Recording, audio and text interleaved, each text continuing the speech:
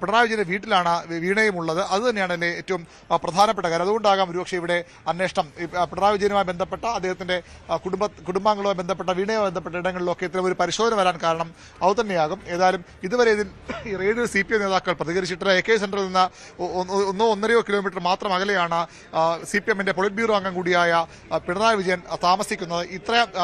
ഇതിനകം റെയ്ഡ് വന്നിട്ടും അവിടെ നിന്ന് CPMന്റെ നേതാക്കളാരും പ്രാദേശിക നേതാക്കൾ പോലും ഇവിടേക്ക് എത്തിയിട്ടില്ല. നേരത്തെ സമാനതകളില്ലാതെ ഒരു പ്രതിരോധം മുൻ മുഖ്യമന്ത്രിയുടെ മകൾക്ക് വേണ്ടി, അദ്ദേഹം മുഖ്യമന്ത്രിയായിരിക്കെ മകൾക്ക് വേണ്ടി വാർത്താക്കുറിപ്പ് ഇറക്കി പ്രതിരോധിച്ച പാർട്ടിയാണ് CPM. അത്തരത്തിൽ ഒരു ഘട്ടത്തിലും പാർട്ടി നേതാക്കളുടെ കുടുംബാംഗങ്ങൾ കേസിൽപ്പെടുകയോ അത്തരത്തിൽ പ്രശ്നങ്ങൾ പെടുകയോ ചെയ്യുമ്പോൾ ഒരു ഘട്ടത്തിലും CPM അങ്ങനെ ഒരു പ്രതിരോധം തീർത്തിട്ടില്ല. പക്ഷേ നേരത്തെ അങ്ങനെ പ്രതിരോധിച്ച CPM നേതാക്കൾ ആരും ഇതുവരെ ഇവിടെ എത്തിയിട്ടില്ല എന്ന ഏറ്റവും പ്രധാനപ്പെട്ട കാര്യം.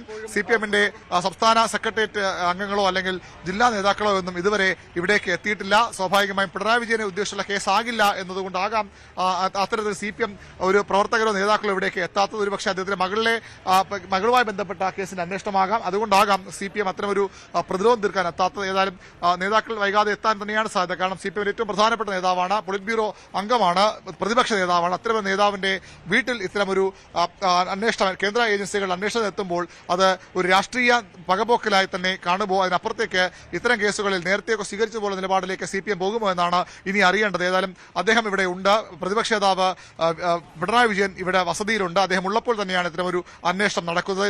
രാവിലെ ഒരു 6:30 മണിയോടുകൂടിയാണ് അന്വേഷണ സംഘം തിരുവനന്തപുരത്ത് എത്തിയത്. അവിടെ നിന്ന് ഇവിടെ നേരിട്ട് പിണറായിയുടെ വീട്ടിലേക്ക് എത്തുകയായിരുന്നു. ഉദ്യോഗസ്ഥർ ഇപ്പോൾ അകത്തുണ്ട്. പുറത്ത് കേന്ദ്രസേനയുടെ കാവലുമുണ്ട്. കേരള പോലീസിനെ അറിയിക്കാതെയാണ് ഇത്തരം നീക്കമെന്നത് കൂടി ശ്രദ്ധിക്കേണ്ടത്. നമുക്കറിയാം, പലപ്പോഴും എൻഫോഴ്സ്മെന്റ് ഡയറക്ടറേറ്റ് ഉൾപ്പെടെയുള്ള കേന്ദ്ര ഏജൻസികളുടെ സംസ്ഥാന നീക്കങ്ങൾ ആ രീതിയിലാണ്. സംസ്ഥാന പോലീസിനെ വിവരം അറിയിച്ചല്ല അവർ ഇവിടേക്ക് എത്തുന്നത്.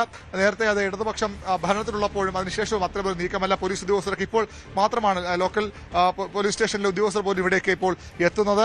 അദ്ദേഹത്തിന്റെ വസതിക്ക് പോലീസിന്റെ കാവലുണ്ട്. അതിനപ്പുറത്തേക്ക് പോലീസിനെയും അറിയിക്കാതെ ഒരു നീക്കമാണ് കേന്ദ്ര ഏജൻസികൾ നടത്തിയതെന്ന്